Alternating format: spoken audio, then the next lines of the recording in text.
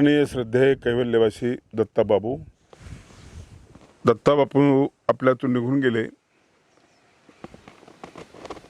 एक पंथाच्या वैभवामधला जो एक भाग होता तो भागच संपला. ज्यांच्या निस्पृहतेमध्ये वैराग्य ओलं झालेलं होतं, भक्ती विलीन झाली होती आणि ज्ञान त्या ठिकाणी मूक झालेलं होतं, मौन धरलेलं होतं. ज्ञान त्यावेळेला मौन धरत असतं की प्रेम जास्त वाढलेलं असतं. त्यावेळेस प्रेमाचा अतिशय असेल तर शब्द उमटत नाही, शब्द माघार घेत असतात. आणि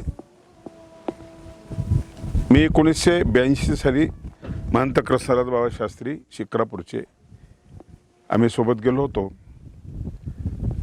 तिथं बाबांचं ते मंदिर वगैरे सगळं बघितलं, त्यांची व्यस्तता बघितली आणि ते विशेष उचलून काहीतरी सांगायचे. ते हो नाही असं काहीतरी सांगायचे. मी काय ते बघितलं नाही, माझा त्यावर फार भरोसा नाही आहे, मी बघितलं नाही आहे. आणि असे चमत्कार वाटतच नाहीत मला. पण चमत्कार न करणारे गाडगे बाबांच्या जीवनामध्ये जसा एक चमत्कार होता, असा बापूंच्या जीवनामध्ये चमत्कार होता. सकाळी उठलो आणि ते स्मरणाला बसलेले होते. कपडा असा त्यांनी तोंडावर घेतला होता, खाली पोत्यावर बसले होते. त्यावेळेस मी त्यांचं निरीक्षण केलं आणि त्यावेळेस एका वैरागी बुवांचं जीवनाचं वर्णन करत असताना ते कडवं मला आठवलं. कधी गोनट्यावरी गोमटे विराजले गंभीर, गोमट गादीवर नाही, गोमट तक्क्यात नाही. कधी गोनट्यावरी गोमटे विराजले गंभीर, लोकांतेही एकांताचे उभारिले मंदिर. सत्य शिव आणि सुंदर सारे सद्गुण अंगी ल्याला, प्रसन्नतेचा आज धनी मी डोळ्याने पाहिला. ही जी प्रसन्नता त्यांच्याकडे होती ती पोत्यावर होती, त्यांच्या चालण्यामध्ये होती. पायामध्ये कुठला पायतन न घालताना बाबा चालायचे. ते इतकं चालताना त्यांना मी बघितलंय, तर कुठेही असं खडा रुतल्यानंतर असं वाकणं वगैरे असं मला कधी दिसलेलं नाही आहे. जणू ते खडे फुलं व्हायचेत आणि चेहऱ्यावर कधी नाराजी दिसलेली नाही आहे. मानोबा संप्रदायातला एक कर्मयोगी मी त्यांच्यामध्ये बघितला. 200-300 क्विंटल कापूस जवळ आहे, पण पोत्यावर झोपणारा माणूस कुठे पंथामध्ये. हे जे 2 टोकं आहेत, हे 2 टोकं एकत्र त्या ठिकाणी आलेले मला दिसले. गादीपुरता पैसा असला तरी माणूस गादी घेतो, पण जिथं 300-400 क्विंटल कापूस आहे तिथं पोत्यावर झोपणारा माणूस मी बघितलेला नाही आहे. कार्यक्रमात कुठल्या स्टेजवर बाबा कधी आलेले नाही. बापू कार्यक्रमात स्टेजवर कधीच आलेले नाही आहे. स्टेजच्या खाली बसायचे, हात जोडलेले असायचे, पण स्टेजवर बसलेले माणसं हादरून जायचे. एक खाली कशी ताकद होती की ती वरच्यांना प्रभावित करत होती. आणि म्हणून मला जे आकर्षण निर्माण झालं, मी त्यांच्याशी जोडला गेलो, बाबांशी जोडला गेलो आणि तेव्हापासून बाबांचे माझे जिव्हाळ्याचे आत्मीयतेचे संबंध प्रस्थापित झाले. दत्ताबाबूंवर पुस्तक लिहिण्याची मला इच्छा झाली आणि मी देव माणूस नावाचं पुस्तक लिहिलं. षष्ठी तत्पुरुष समास आहे. देव माणूस म्हणजे देवाचा माणूस. रामकृष्ण परमहंस काली मातेला माई म्हणायचे, आई म्हणायचे. मानभाव संप्रदायामध्ये विशेषाला आई म्हणणारा तीच एक व्यक्ती मला दिसली, उखळामाय. ही उखळामाय त्यांच्या बोलण्यामध्ये सुद्धा आली होती. माणसाशी बोलत असताना माय बापू हे शब्द ते वापरत होते. कोणाचं अंतःकरण जिंकायचं असेल तर काही या गोष्टी लागत नाहीत, वैभव वगैरे काही लागत नाही आहे, ममता ही पुरेशी आहे. असं ज्ञानभक्ती वैराग्याने एकवटलेलं बाबांचं जीवन मी जवळून बघितलं आणि माझी श्रद्धा त्या ठिकाणी स्थिरावली. आणखी एक व्यक्ती आहे, मी काही सांगत नाही की माझी श्रद्धा त्या ठिकाणी स्थिरावली, ती आहेच सध्या. पण सर्वसामान्य माणसांमधून मी गाडगेबाबांवर जेव्हा बोलतो ना, त्यावेळेस मी अंतःकरणातून बोलत असतो. डोळ्याला पाणी येतं माझे. ते काही मानव संप्रदायाचे नव्हते, पण असं समर्पित जीवन जगणारा जो माणूस आहे, जो समाजासाठी जगतोय, समाजासाठी करतोय, असा भोगातला त्याग मला बाबांमध्ये दिसला. भोग आहे पण त्याग आहे. 13 महिन्याचा यज्ञ कोणी केल्याचं मला आठवत नाही. पंथाच्या इतिहासामध्ये 13 महिन्याचा कार्यक्रम कोणी केलेला आठवत नाही. आणि या कार्यक्रमामध्ये त्यांचं कुठं अस्तित्व आहे त्यांनी दाखवलेलं नाही आहे. कुठलंच अस्तित्व दाखवलं नाही. मी बघितलं आणखी एक चमत्कार, मला पटत नाही असं मी म्हटलं, परंतु दिसतात त्याला मी तरी काय करणार आहे. कार्यक्रमाच्या ठिकाणी मधमाशांचं मोहोळ असतं आणि ते कोणाला चावलं म्हणून बाबा झाडाखाली जातात तर म्हणतात, माय तुम्ही जाणं कुठेतरी, कार्यक्रमाला लोक आलेले आहेत आपल्या. ते मधमाशाचं मोहोळ उठताना आणि पळून जाताना मी बघितलं, ते पोळं रिकामा झालं. मला याचे संदर्भ काही सांगता येणार नाही, याचा अर्थही मला व्यवस्थित सांगता येणार नाही आहे. पण याला तुम्ही म्हणणार काय, तुम्ही कुठलं तरी नाव द्या. हे गेले कुठे ते. एखाद्या गाडीमध्ये बसत असताना ते कदाचित म्हणायचे की माय जात नाही तिकडे, गाडीला माय म्हणायचे, माय आपल्याला पोहोचू शकत नाही, आणि खरंच गाडीमध्ये बंद पडून जायची. हे कसं कळायचं.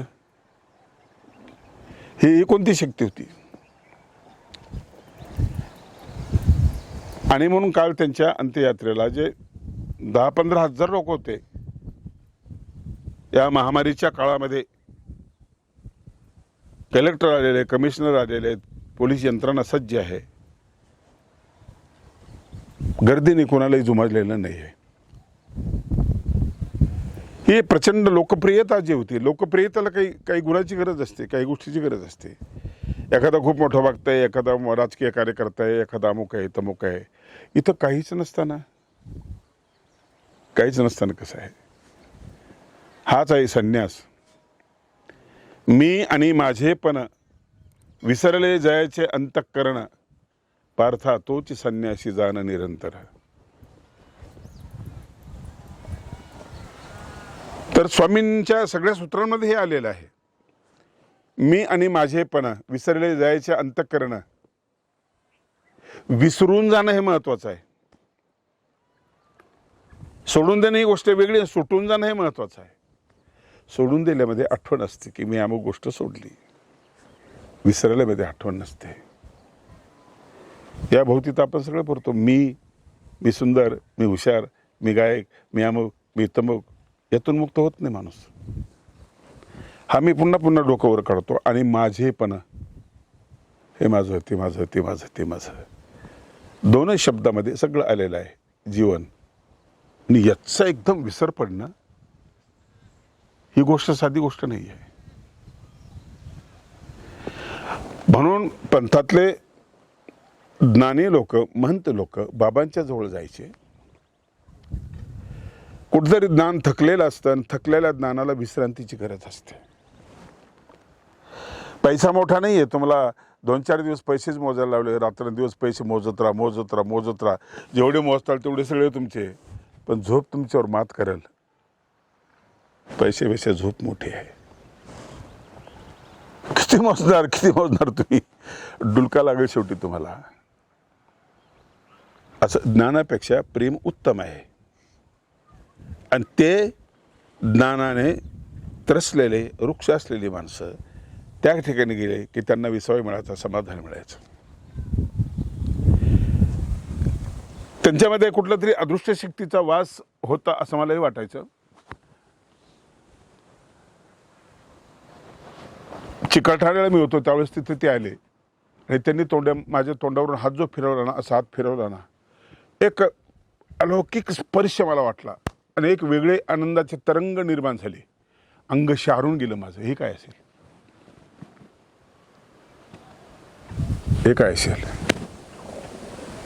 अशा व्यक्तीमध्ये ज्ञान मुरालेलं असतं. दिसत नाही पण असतं.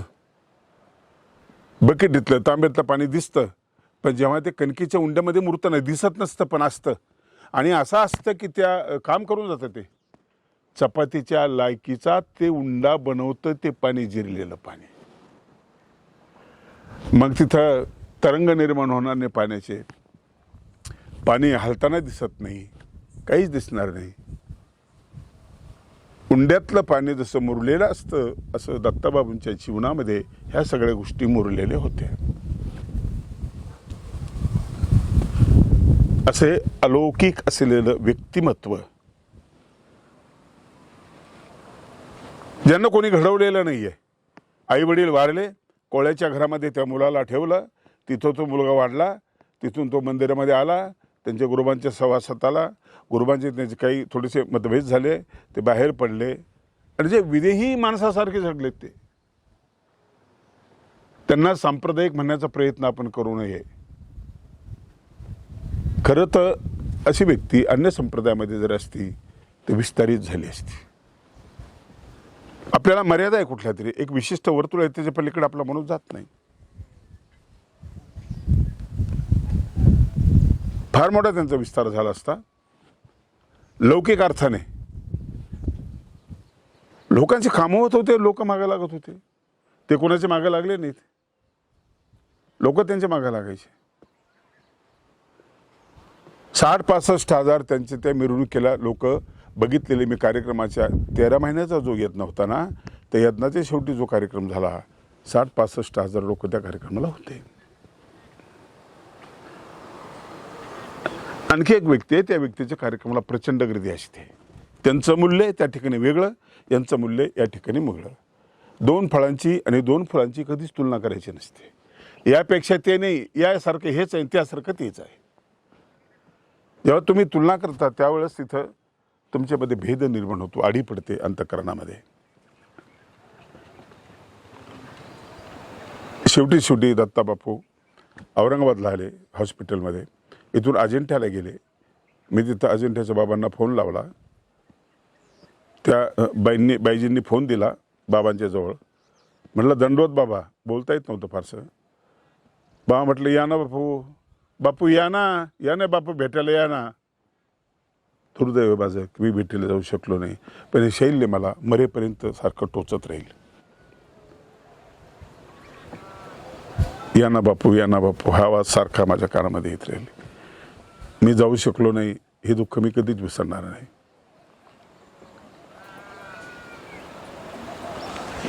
भौतिकदृष्ट्या त्यांनी निर्माण केलेलं जे वैभव आहे ते वैभव अफाट आहे. त्यांनी निर्माण झालं तिथं कुठं मागणी नाही, कुठं याचना नाही आहे, काहीच नाही आहे.